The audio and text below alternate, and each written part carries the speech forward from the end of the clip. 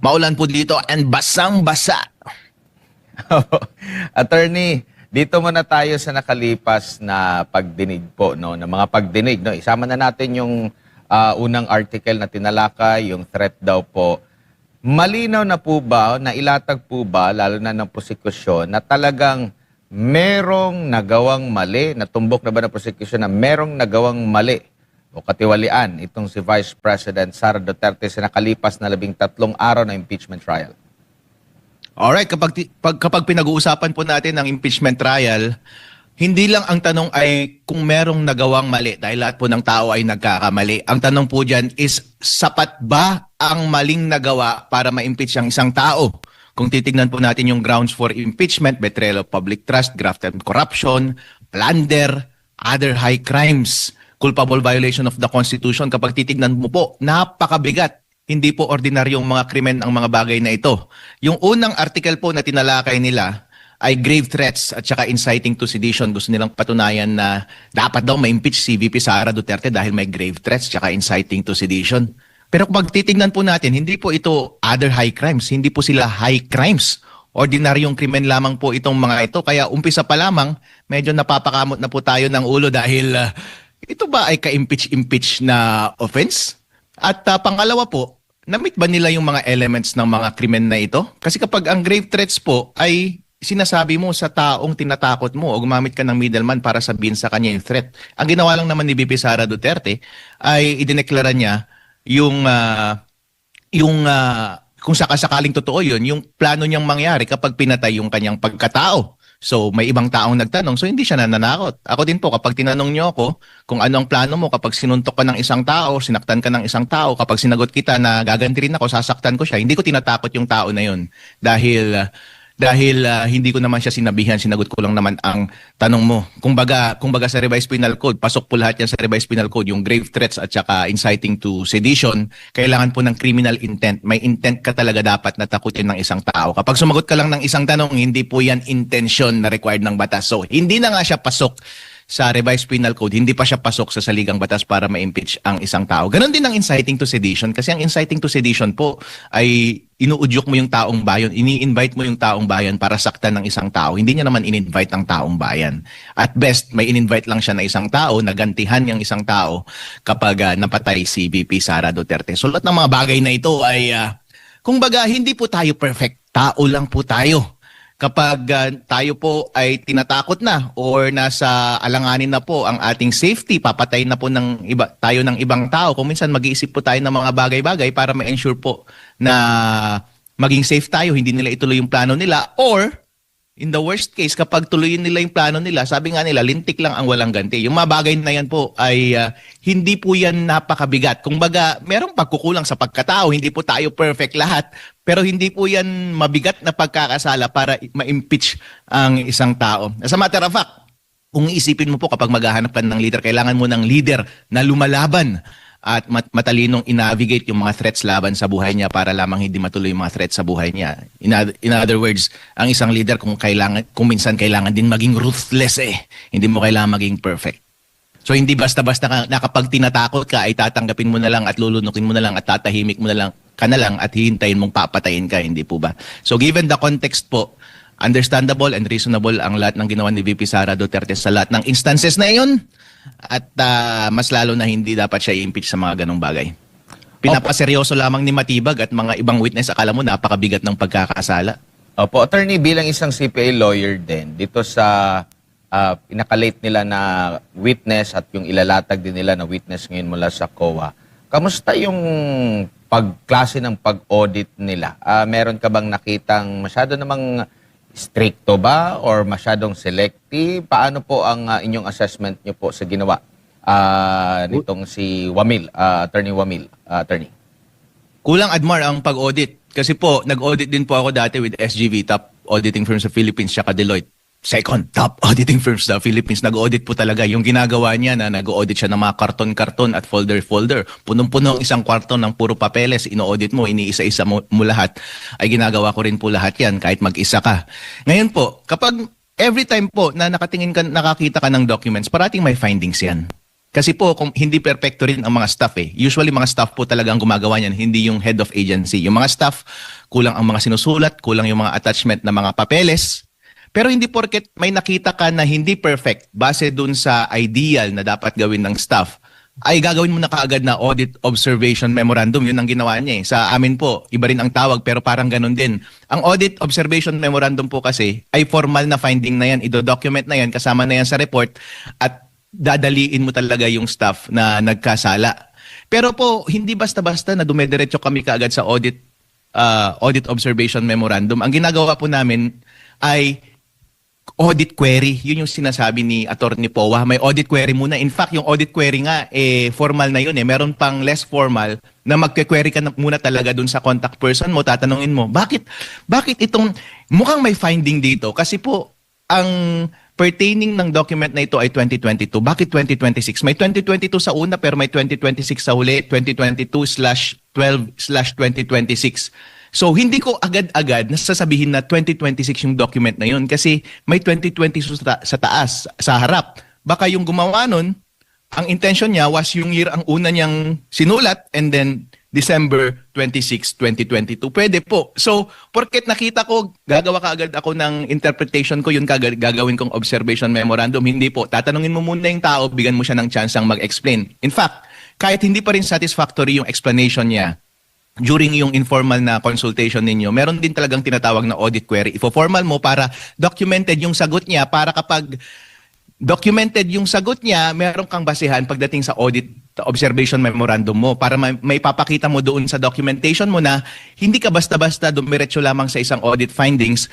Nagtanong ka talaga formally at sumagot siya at yun nga talaga yung sagot, kaya yun ang i-attach mo sa audit observation memorandum. Kaya mahalaga po talaga yung audit query na ginagawa. Dapat po ginawa niya po yan sa maraming stages ng kanyang audit. Kaya halimbawa po, inuulit ko po, yung 22, 12, 26, hindi mo pwedeng kaagad makonclude na 2026 yun. Kasi for all we know, pwedeng December 26, 2022 yun. Hindi niya tinanong. Yung mga naka-open and close parentheses na medical or travel, hindi mo pwedeng i-conclude na diretsong bumili sila ng medical or diretsong pinangbayad nila iyon ng tricycle o mga jeep. Hindi po. Dapat tanungin mo muna sa tao, binigay mo ba yan sa tao as a reward at sinabi niya lang for medical and medicine? Kaya mo linagyan ng medical or medicine o diretso mong binigay yung medical at saka yung travel. So hindi natin alam kasi hindi ka nag-informal audit query, hindi ka nag-formal audit query, so wala kang documentation na i-attach dun sa official audit observation memorandum mo. Kung baga, kung meron akong senior niyan, pagagalitan niya talaga ako, bakit hindi ka muna nagtanong? So hindi po sapat. Ganon din po sa mga pangalan ng tao. Hindi ko pwedeng i-conclude ka agad na yung tao na porket nakapangalan na Piatos o iba't iba ang pangalan, ay although medyo kakaiba, pero po marami naman tayong mga kaibigan. Iba-iba yung pangalan. Meron nga akong classmate, Panty yung last name, tinatawanan, pero ibig sabihin fictitious yung tao na yun. Hindi po. In other words, kailangan mo talagang mag-take step para yung doubts na meron doon sa mga potential findings ay masettle talaga. At kung hindi ka talaga satisfied sa explanation, kailangan mo talaga mag-formal audit query para yun yung documentation mo na i-attach mo sa audit observation memorandum. Kapag nag-audit observation memorandum ka at yung memorandum lang at wala kang proof, wala kang documentation na nag-attempt ka na i-erase yung doubts na mag-o-occur na naturally mag-o-occur sa normal na tao na auditor, ay ibig sabihin pagkukulang po ang iyong ginawa. Yung sinasabi ni Attorney Wamil na hindi naman required doon sa circular yung pag-issue ng audit query. Bossing, hindi kailangan isulat doon. Kasi kapag nakikipag-usap ka sa mga audit, di ba nakikipag-text, nakikipagtawag ka, linalapitan mo yung mga taong contact person mo kapag nag-audit ka, kapag may tanong ka. Nakasulat ba yung mga bagay na yan dyan sa circular? Hindi po. Hindi po kailangang isulat sa circular dahil customary po sa audit practice yung mga bagay na yan. Kaya hindi mo pwedeng sabihin na excuse na hindi ako mag-i-issue ng audit, hindi ako mag-aalaw ng audit query dahil hindi required yan doon sa circular. Hindi po magandang excuse yun. In other words po, kulang ka po sa documentation, kulang ka sa steps. Sa audit po talaga, required na required yung documentation kasi lalo na nung nag-audit po kami, meron po kaming national office, standardized po ang process namin. I-audit po nila yung trabaho namin. And the only way na ma-ensure nila na maayos yung trabaho namin is kapag documented lahat. Kapag meron kang finding na walang documentation, walang attached document, kahit ano pang opinion ang ilagay mo dyan, hindi sila magre-rely dahil wala kang ebidensya na inilakip. Kaya doon po talaga nagkulang yung trabaho. But in any case po, lumabas naman po talaga pag-audit. Kasi po, halimbawa, sinasabi nila na parati nilang iniisip na dun sa ganyan na ipinipilit nila na maayos daw yung audit base sa kanilang pagtingin. Siguro ang explanation dyan ay meron talaga silang balak talaga na in any case kapag sinisiraan po kasi talaga nilang isang tao, sabi nga nila mukhang ina-isolate nila or sinisingle out nila si VP Sara Duterte, yung pagiging secretary niya sa DepEd at pagiging vice president niya sa OVP nung siya ay in-audit. Siyempre po, kapag sinisingle out mo na siya kaagad, may intention ka talagang makahanap ng audit findings. Kaya kung yun talaga ang balak nila na i-persecute at ipitin yung tao, understandable talaga na hindi ka mag-audit query. At kung sabi nga nila, to a man with a hammer, everything is a nail. Kung naghahanap ka ng butas, every time na lang na may makita ka na sa tingin mo na hindi regular, i-conclude mo kaagad na hindi regular. Hindi ka man lang nagtanong, hindi mo man lang minake sure. But in any case po, na lumalabas naman po dito sa proceedings ngayon na maraming mga doubts na hindi na-settle ni Atty. Wamil and sufficient yung mga tanong ng ating mga senador na mai-reveal lahat yon, especially yung sinabi ni Senator Lacson na paano mo hindi mo mako-conclude na fictitious itong mga tao na to, wala ka palang special access doon sa, wala ka palang security clearance access. So paano mo masasabi na may mga ganyang findings? So maraming mga kulang po. Sa audit po, kapag may mga valid na question, maraming mga lingering doubts at wala kang documentation, hindi po valid yung findings mo. In fact, pagagalitan ka ng senior mo, baka tanggalin ka pa doon sa audit team dahil kinawawa mo yung kliyente mo. Ganon din po ang ginawa ni Atty. Wamil. Opo, so hindi dapat masamain yung audit query kasi may nagsabi ang kapal daw ng mukha na hihingi pa ng audit query. So kumbaga ito ay normal na proseso para at least malinawan kung ano bang tumbok, ano bang gusto mong sabihin dito sa mga puna mo sa aming itong ginagawa namin, di ba, Attorney? Opo, kasi bigyan mo po ng pagkakataon magpaliwanag kasi ang huli po niyan kasi ang magiging finding niyan is insufficient yung liquidation. Kasi on the side of the staff ni VP Sara Duterte, they liquidated. Hindi mo masasabing they failed to liquidate. They liquidated based on their understanding sa kanilang pagkakaintindi ng trabaho ng mga required documentation. Nag-liquidate sila, nagpakita sila ng mga authorized ng mga acknowledgement. Huwag mong automatic. Itanong mo muna. Tapos yung tanong at sagot at hindi ka pa rin satisfied, i-document mo yun through a formal audit query para mailakas yung mga audit observation memorandum mo. Totoo po yan. Kapag nag-issue ka ng audit observation memorandum and in the end, nag-issue ka ng audit opinion, tapos walang documentation, yung documentation lang naman ang magbibigay ng pruweba eh. Kasi bibigyan mo ng first-hand experience yung reviewer na ma-experience yung naranasan mo nung nag-audit ka. Kasi hindi po pwede talagang mag-rely ka doon sa recollection mo lang nung nag-audit ka. Hindi ako pwedeng mag-rely lamang sa salita mo or sa mga findings mo. Dapat meron ka talagang complete documentation. So yun dapat ang ginawa ni Atty. Wamil. And in any case, napansin ko rin dito kay Atty. Wamil, meron siyang pinipilit na inaamin po niya na yung mga may gawa ng liquidation, yung mga nakareceive ng pera, ay walang kamay si VP Sara Duterte. Pero sinasabi niya na siya daw yung accountable officer. Pero bossing, tingnan nga natin yung definition ng accountable officer. Kasi nakadefine po doon sa circular yung accountable officer kasi ang dapat managot ay yung accountable officer. Ano yung accountable officer? Ang accountable officer ay yung taong permitted humawak ng pera o kaya yung totoong humawak ng pera. Ang tanong dyan, humawak ba ng pera si VP Sara Duterte? Hindi po. Sino yung permitted na humawak ng pera? Nakadefine din doon sa circular, nakalagay po doon, Special Disbursing Officer, ang permitted na humawak ng pera. Sino yung Special Disbursing Officer? Nakalagay doon sa circular. Yun yung Head of Agency, si VP Sara Duterte, or, ito yung pinoint out ni Senator Marcos, or yung Special Disbursement Officer. Ang salita po, ang conjunction po ay or, hindi and. Kapag and po, pwedeng sabay. Sabay yung Head of Agency at sabay yung Special Disbursing Officer. Pero kapag or, isa lang sa kanila ang maging true Special Disbursement Officer at any one time. So kapag merong special disbursing officer na po, such as in this case, hindi na po si VP Sara Duterte ang special disbursing officer. Therefore, hindi siya yung humahawak ng pera. Hindi siya yung permitted na humawak ng pera. Therefore, hindi siya yung accountable officer. Dahil po dito, meron tayong special disbursing officer. In fact, sila yung payee doon sa mga cheque. Sila yung nag-withdraw ng cheque. Sila po yung nag-disburse ng mga cash at sila yung bumalik dun sa Office of the Vice President at sa DepEd at nagpakita ng mga acknowledgement receipt. Kamay po nila iyon, walang kamay si VP Sara Duterte. Kaya sabi nga ng circular, sila ang accountable officer dahil sila lang ang humawak ng pera, which is okay lang naman. Ang sinasabi po ng iba, wala bang pananakudan dyan si VP Sara Duterte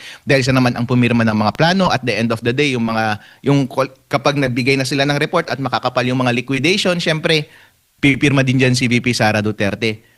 Wala ba siyang liability dyan? Ito na naman, pinipilit ni Atty. Wamil na ang liability niya daw ay yung nasa PD 1445. Ang nakalagay po doon, inuulit po ulit yung general principle sa article sa section 103, nakalagay po doon na yung mga may pananagutan sa mga funds ay yung accountable na person sa mga funds. Therefore, yung mga may hawak ng pera. Pero sa sumunod na section, nakalagay po doon, section 104, nakalagay po doon, ang liability ng head of agency, kahit hindi siya yung accountable officer, kahit hindi siya yung humawak ng pera, ay dapat mag-exercise siya ng diligence of a good father of a family. Kapag hindi siya nag-exercise ng diligence of a good father of a family, ibig sabihin, mananagot din siya solidarily, jointly and solidarily doon sa pagkakautang. Ano pong ibig sabihin yan? Ibig sabihin po, kahit pumipirma ng plano si VP Sara Duterte, kahit pumipirma po siya ng mga liquidation in the end, hindi po niya pananagutan kapag kumupit yung mga staff. Okay lang po na rineview niya, tinignan niya yung documents, hindi niya kailangang itawag kung totoo si Mary Grace Piatos. Hindi niya kailangang itawag or isa-isahin yung mga liquidation na yun ay totoo. Dapat lang siyang mag-exercise ng diligence of a good father of a family. So kung ano lang ang i-expect mo sa isang tao on the same position, tignan po ninyo yung konteksto. Ang isang vice president po or secretary ng DepEd, napakataas na posisyon. May expect mo po ba siya na reviewin ang kada papel at i-verify yung kada papel mula sa source? Ganon din po si BBM dahil Office of the President, ganon din ang kanyang ginagawa. Meron din siyang notice of disallowance at kailangan din mag-refund ng halos kalahating bilyon. Pananagutan ba ni BBM yung mga bagay na yun? Hindi po, dahil kapag ginawa nila yung kanilang diligence lamang na reviewin yung mga papeles na required. So, check mo lang yung mga papeles, hindi mo kailangang i-double check sa source, titingnan mo lamang, mukhang okay naman. Eh kung dinoktor nila yung papeles, hindi na yung problema ng head of agency, problema yun ng staff. Ngayon po, at best, kahit sabihin mo na nagkulang siya, ang ibig sabihin po ng diligence, kalokohan talaga, which is not the case in this instance. Pero assuming ganun ang nangyari, hindi niya talaga review, diretso pirma talaga siya. Ano ang pananagutan ng head of agency? Ang pananagutan po ng head of agency, jointly and severally liable lamang. Ibig sabihin, ito po yung sinasabi ni Atty. Wamil, na once nag-issue sila ng notice of disallowance,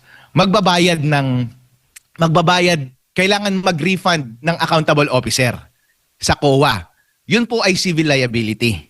Kaya kapag sinabi ng PD 1445 na jointly and severally liable for that amount also yung head of agency kapag nag-fail siya na mag-exercise ng required diligence, yun, jointly and severally liable din siya. Ibig sabihin, liable siya civilly din doon sa pera. Pero pera lamang, hindi pa criminal yun ha. Ibig sabihin, kung nagkulang ka sa pag-supervise doon sa tao at kailangan niyang magbayad, yung accountable officer na humawak ng pera, dahil nagkulang ka sa pag-supervise sa kanya, kailangan mo rin magbayad. Pero hindi ibig sabihin hindi criminal liability yun. Hindi rin nga administrative liability yun. Ang sineset niya lang ay civil liability na magbayad altogether. Hindi po sinasabi na may kasalanan. Therefore po, kahit tingnan mo yung PD 1445, walang sinasabing criminal liability doon. And titingnan mo yung circular, ang nakalagay lang doon ay prima facie, para lang magsampa ng kaso, prima facie case against sa accountable officer. Again, inuulit ko po, hindi po accountable officer si VP Sara Duterte at wala rin po siyang kamay. But in any case, gusto mong ipilit na siya talaga ay accountable officer at sinasabi mong hindi niya prinactice yung required diligence para mag-supervise sa mga tao. O sige na nga, sabihin mo, solidarily liable siya. Sabihin mo, merong prima facie case sa kanya. Pero meeting po ba yan ng required ng saligang batas para ma-impeach ang isang vice president?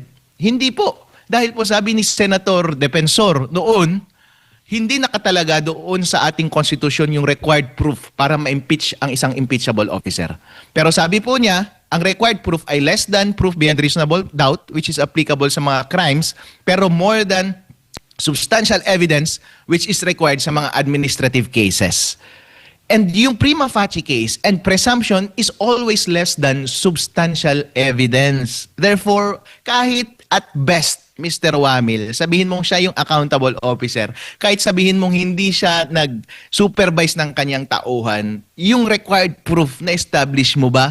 Hindi po. Wala kang positibong ebidensya. Tulungan kita ngayon, Attorney Wamil. Kung gusto mo talagang bigyan ng sala si VP Sara Duterte, alam mo po ang technique, magiging hostile witness nyo po yung mga disbursing officer sa mga susunod na mga hearing. Ang gawin po ninyo ay i-ferret out ninyo sa kanilang sariling bunganga at sabihin nila either na inutusan sila ni VP Sara Duterte na i-falsify yung mga acknowledgement receipt at ibulsa yung pera at ibigay yung pera kay VP Sara Duterte, or altogether sinabihan sila ni VP Sara Duterte na nakawin yung pera. At aminin nilang ninakaw nila yung pera at inutos yun ni VP Sara Duterte. So kailangan yung i-elicit sa bunganga nila yun. Kailangan mo po ng positive evidence. Dahil ang prima facie evidence po ay hindi sapat para ma-impeach ang isang impeachable officer. Kaya po kulang na ngayong audit. Kung ano man ang na-establish ni Atty. Wamil, at best kahit i-assume natin na totoo lahat ang sinabi niya, yung proof po na na-establish niya ay kulang for impeachment. Opo. Attorney C. Jade po ito. Doon sa naging pagdinig ay iminungkahi po ni Attorney Kapunan yung pag-stipulate doon sa mga dokumento. Baga gagamitin na lang daw ng prosecution yung mga records or documents na meron ang depensa. Pero tiranggi po yan ng depensa. Bakit po ganun ka-sensitive ang depensa, attorney, pagdating po dito sa stipulation? At ano po itong stipulation para sa kaalaman ng ating mga kababayan? Alright, para sa mga kababayan natin, ang stipulation po hindi po required yan. Kasi po tandaan natin sa kada adversarial proceeding, sino po ang may burden na magpatunay ng kanilang kaso? So, kung wala kang naprueba, problema mo yun. Ibig sabihin, hindi mo na-meet yung proof required for these proceedings. Ang stipulation lang po ay para hindi na sila magprueba. Sasabihin nila, alam mo, defense, sa totoo lang, kailangan kong iprueba to para manalo ako. Pero kung pwedeng mabait ka lamang, pwedeng pabor para to do away with the trouble na iprueba ko to. Kasi in the end, mapuprueba ko rin naman. Mag-uubos lang tayo ng oras. Pwedeng pabor, i-stipulate mo na lang, aminin mo na lang. Parang ganun. Aminin mo na lang na prove ko na to para hindi ko na kailangang i-prove. Pwede. Pero pagdating po sa defense, iisipin niya, sa sarili niya, duty niya po na mag-stipulate kapag sa tingin niya na mapapreba niya yun. Kasi duty niya po, ang first duty niya is not the client. Ang first duty niya is sa court para mapabilis yung proseso at para mapabilis na lumabas ang katotohanan. Kung sa tingin niya po na ganoon din ang mangyayari, edi stipulate mo. Pero kung sa tingin niya na may pagkukulang doon sa identification at authentication, dalawang klase po yan, kailangan po in open court na i-identify and i-authenticate.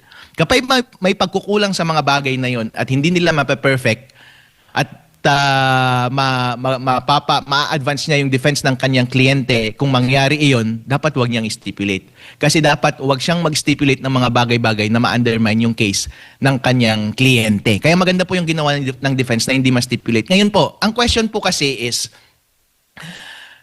meron bang magkakaproblema ba tayo pagdating sa identification and authentication? Pagdating po kasi sa identification, dapat po maipakita nila na yung mga document na yun ay kung yun mismo yung document na pinag-aralan ng auditor. So kailangan niyang ma-identify dapat. And pangalawa, kailangan niyang ma-authenticate na yun yung document na nanggaling dun sa mga nagli-liquidate. Ngayon po, iniisip po kasi natin, sa dinami-daming mga dokumento na yan at hindi naman yung defense ang nag-aral ng mga dokumento na ito, hindi naman sila yung nagpunta sa field o nagpunta sa mga office na pag-aralan itong mga dokumento na ito. Ito lang yung first time na ipinipresenta nila itong mga dokumento na ito.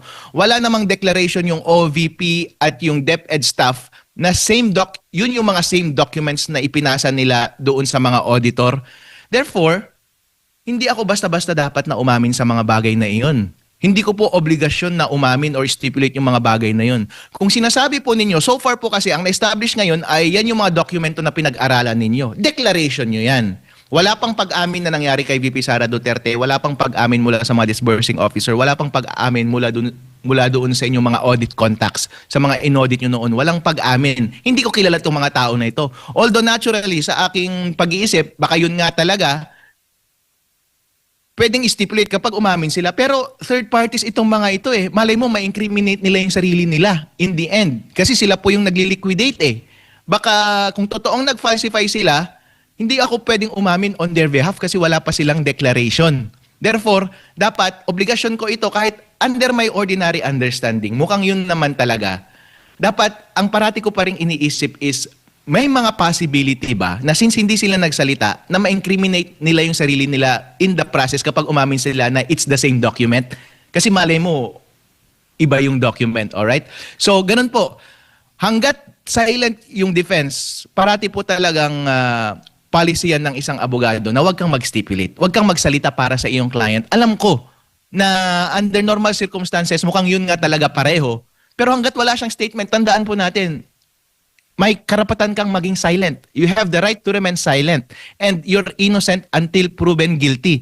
Kaya kapag yung mga staff natin, yung OVP, yung secretary ng DepEd, ayaw mo nang magsalita, karapatan po nila yon. Ayaw pa nilang umamin, karapatan po nila iyon. Ayaw nilang magsalita. Huwag kang mag-step in para sa kanila. Kaya huwag kang mag-stipulate sa mga ganyang-ganyang bagay. Kaya every time po na may stipulation pagdating sa korte, sa mga criminal cases, parating may approval yan ng accused. Totoo po yan. Kapag may stipulation or may mga pag-amin, hindi pwedeng mag-step in yung abogado on his own onus, on his own prerogative na umamin or mag-stipulate on behalf of the client. Parating may permission yan ng client at rine-require parati yan ng husgado. Kaya hanggat gusto ng mga staff ni VP Sara Duterte na tumahimik, hanggat gusto ni VP Sara Duterte na tumahimik, which is their right, hindi ako pwedeng mag-stipulate on their behalf. Kaya maganda po yung ginawa ng attorney. In any case, kayong mga prosecutor din, nasa inyo po ang pag-design ng inyong kaso. Kung gusto nyong ipresenta isa-isa, magpresenta ng marami, magpresenta po ng konti, nasa inyo po iyan. Nung gumawa po kayo ng desisyon na magpresenta ng kaso laban kay VP Sara Duterte, dapat po handa kayo. Doon sa Committee on Justice, pinagbibigyan namin kayo noon kasi syempre sinasabi niyo investigative, pwedeng bara-bara. Okay, sige, bara-bara. Ngayon sa trial, hindi na pwedeng bara-bara. Kailangan yung patunayan yung mga case nyo talaga. Kung bara-bara yung ginawa nyo doon, immediate conclusions of law and fact lamang na wala namang pruweba doon sa ebidensya, huwag nyo nang ipagpatuloy yun. Dito, sige, dito talaga tayo magkakaalaman. Kung talagang feel ninyo na may pagkakasala si VP Sara Duterte, huwag nyo nang shortcutin tulad ng ginawa ninyo sa House of Representatives noon. Ipresenta nyo talaga ng maayos yung case ninyo, napasubo na kayo. Kayo ang nag-decide na i-pursue yung case. Pwes, patunayan nyo ng mabuti. Kung hindi nyo kaya patunayan ng mabuti in the first place, sana wag na kayong nagsampa ng kaso, hindi po ba? Trabaho nyo po yan. Wag nyo pong pilitin yung defense na umamin ng mga bagay-bagay na wala silang kakayahan na umamin for. Po, nasa higit 4,000 ARs ito, mga acknowledgement receipts na nais pa-stipulate. Pero, attorney, sinabi rin ni Senator Judge, ito parang tanong din ni Senator Judge Kiko Pangilinan na baga from December 21 hanggang 31 ng 2022, puro acknowledgement receipts at hindi mga official at sales invoice daw yung natatanggap, which sabi nga ni Wamil na first time daw nila na puro AR o acknowledgement receipts na natanggap nila. Kapag ganun ho ba, hindi ho ba sapat yon bilang liquidation document sa ilalim po ng ating batas? Kung ako yung abogado, mag-o-object po ako kaagad kapag may mga ganong mga question or arguments yung counter attorney. Pero since judge po yung nagtatanong, wala po tayong karapatang mag-object. Pero sa totoo lang po talaga, irrelevant. Bakit? Just because, kumbaga, it doesn't follow, kumbaga. Just because ang lahat ng kanilang mga supporting documents ay acknowledgement receipt doesn't mean na meron ng ginawang kalokohan. Just because hindi mo pa na-experience yun, Attorney Wamil, before, ay ibig sabihin meron ng kalokohan agad. Kailangan mo pa rin talagang i-fit yung circumstances doon sa context. Malay mo po, confidential funds po yan. Ibig sabihin, nakikipag-deal ka sa mga rebelde, nakikipag-deal ka sa mga terorista, yung mga informante ng mga terorista. Kailangan mo pong tingnan yung context. Sa tingin mo po ba itong mga taong ito nagre-register sa BIR? Yung tinutukoy po nilang official receipt, yung tinutukoy po nilang sales invoice, yan po ay mga official na ito. Kapag meron kang negosyo, at magre-register ka sa BIR, kaya magkakaroon ka ng official receipt at saka sales invoice. Tapos tingin niyo po ba itong mga terorista na ito, itong mga NPA na ito magre-register sa BIR para maging NPA o para maging terorista? Sa tingin niyo po ba itong mga informante na ito magre-register doon sa BIR para magkaroon ng negosyo na official informant? Meron po bang ganon? Hindi po. Kaya wala talagang official receipt. Malalaman mo talaga po yan talaga kapag nagkaroon ng audit query at tinanong mo. Siyempre mapapakamot ka bilang auditor po talaga, isipin mo. Ang kailangan po talaga sa auditor na i-acknowledge niya is habang nag-o-audit is ang mundo po ay hindi perfect. Especially kapag compliance audit. Ang nakalagay po sa ating compliance documents, sa standard document, yun po yung ideal. Pero kapag nag-step out ka po sa totoong buhay, hindi po perfect iyan. Ang mundo po ay hindi perfect. Ngayon po, ang backup mo dyan ay yung reasonableness ng mga bagay-bagay. Kapag ipipilit mo po na sundin yung sa tingin mo ay ideal, ay talagang malulungkot ka lamang, iiyak ka lamang, at lahat na lang ay audit finding. Kung baga, nagpipilit ka ng isang quixotic na mundo, ng mundo na hindi naman magiging totoo base sa circumstances. Ngayon po, maging reasonable ka dapat. Ano ba talaga ang nangyayari sa katotohanan? Ipipilit mo ba yung official receipt? Kasi malamang hindi ka naman nakikipag-deal sa mga nakaregister sa BIR na mga informante. Alimbawa, kahit nga kapag nag-uutos ka ng kasambahay mo o yung driver mo, inutusan mo na bumili sa palengke, sumakay siya ng jeep, wala kang official receipt yung jeep eh. Yung nagbebenta nga ng palengke, wala kang official sales invoice yan eh. Pero ipipilit mo ba na ninakaw niya yung pera just because wala siyang naipilit na official receipt o sales invoice? Hindi po. Kailangan mo pong tanggapin yung circumstances na yun talaga ang katotohanan ng buhay. Na yung mga jeepney driver ay hindi nag-i-issue ng official receipt. Na yung mga nagtitinda sa palengke ay hindi nag-i-issue ng official receipt. At ganoon din po ang ating mga informante. Kasi po, allowed naman. Ang nangyayari po kasi ngayon, kung titignan mo po doon sa ating circular, maraming mga allowed na expenses for which gagastusin mo yung confidential funds at maraming alternative possibilities. Ngayon po, si Attorney Wamil po kasi at yung prosecution, gusto lang nilang mag-stick sa isang set of possibility. Gusto nilang palabasin na ninakaw kaagad yung pera, na ibinulsa kaagad yung pera porket walang official receipt. Pero bossing, hindi ba possible yung mga ibang alternative reality rin na baka nga talagang walang official receipt, baka nga talaga pseudonym lang yan at hindi pwedeng i-reveal yung pangalan, baka nga talaga 2022 yan at hindi 2026, baka nga talaga diretsong ibinigay yan yung pera na yan doon sa informant as a reward kahit may close and open parenthesis na medicines. So, pero hindi niya kasi ginawa yung audit na kompleto eh. Hindi niya ginawa yung audit query at yung preliminary queries. Opo, Kaya opo. po maraming possibilities na hindi niya na-settle. Opo. Attorney, maraming salamat po sa inyong pong oras at sa pagbibigay niyo ng impormasyon na ngayong umaga. Good morning po sa inyo.